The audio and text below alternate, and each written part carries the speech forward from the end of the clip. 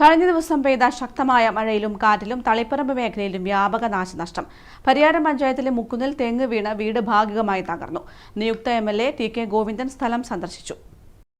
കഴിഞ്ഞ ദിവസം പെയ്ത കനത്ത മഴയിലും കാറ്റിലും ജില്ലയുടെ പല ഭാഗത്തായി വ്യാപക നാശനഷ്ടമാണ് സംഭവിച്ചത്.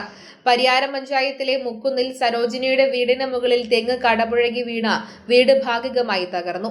വീടിന്റെ ഇറയവും കിടപ്പുമുറിയും പൂർണ്ണമായും തകർന്നിട്ടുണ്ട്.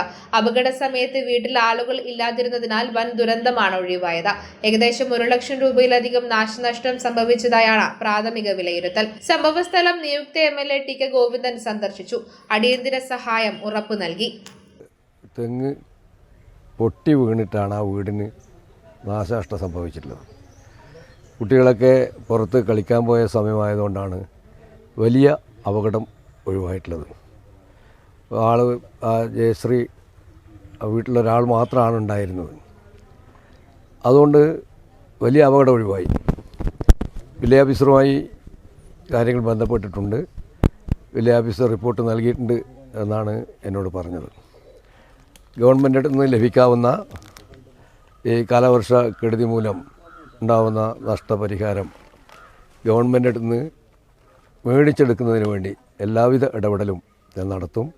തീർച്ചയായിട്ടും പാവപ്പെട്ട കുടുംബമാണ്. അവർക്ക് ഇപ്പോൾ വീടിൻ്റെ ഒരു ഭാഗം തന്നെ തകർന്നു പോയിട്ടുണ്ട്. അത് പുനർനിർമ്മിക്കുക എന്ന് പറയുന്നത് അവരെ സംബന്ധിച്ചിടത്തോളം വളരെ പ്രയാസമുള്ളതാണ്.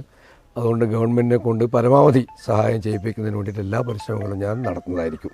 തളിപ്പറമ്പ് നഗരസഭാ ചെയർപേഴ്സൺ PK സുബൈർ, UDF നേതാക്കളായ PV Sajeevan, ET Rajeevan, P Saraswathi എന്നിവരും ഒപ്പമുണ്ടായിരുന്നു. കൂടാതെ Pariyaram panchayat president C Balakrishnan, ward member OV Rama തുടങ്ങിയവരും വീട് സന്ദർശിച്ചു.